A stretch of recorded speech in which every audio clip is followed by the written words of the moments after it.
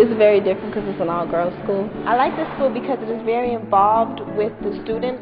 You get a lot of chances to express yourself. There's been so many programs that I've been involved in. If it's playing sports, if it's being on student government, the school keeps every student involved in something. I think that it's a benefit that there are no boys here because girls are able to study more, pay more attention. I stay more focused here.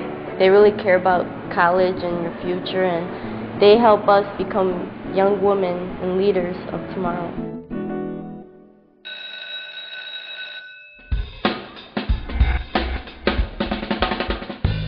When classes began on August 22, 2000, it started a new era in public education in Chicago.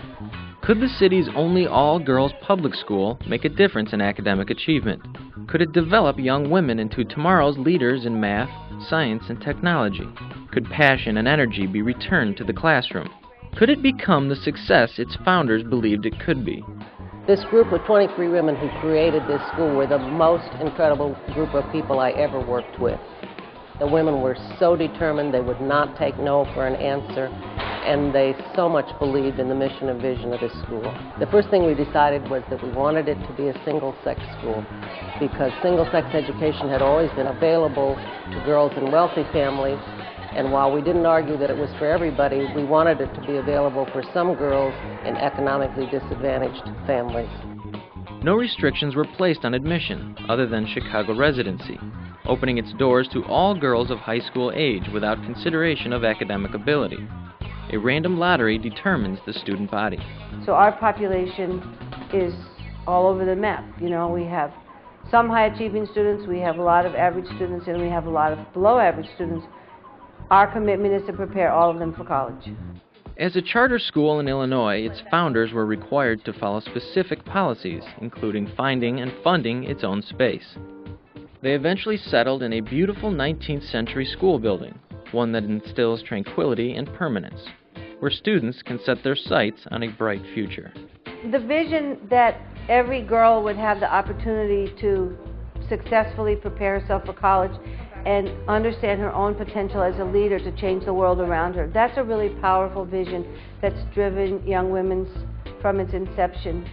An important aspect in the school's vision is a focus on the fields of math, science, and technology. Women are seriously underrepresented in all of those areas, and particularly women of color.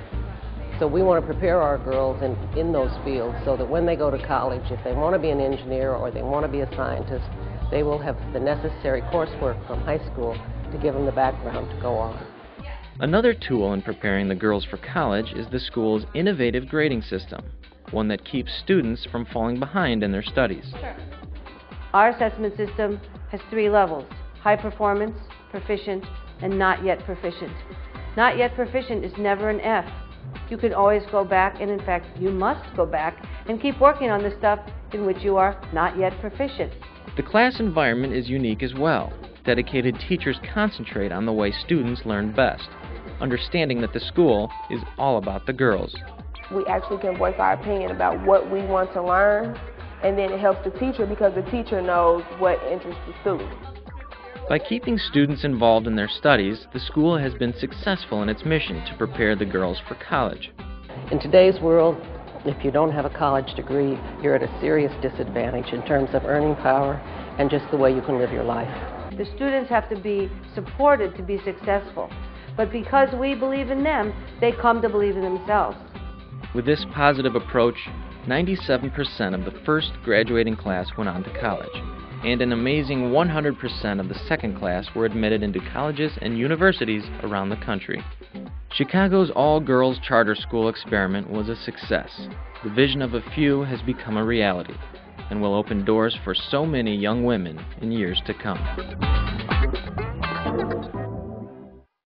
When I'm done with school, I'm planning to go to college. I know I want to go to a liberal arts school, and I want to study psychology. I'm looking at child development education. And I want to study pre-med. Hopefully I have my own business and become a psychiatrist.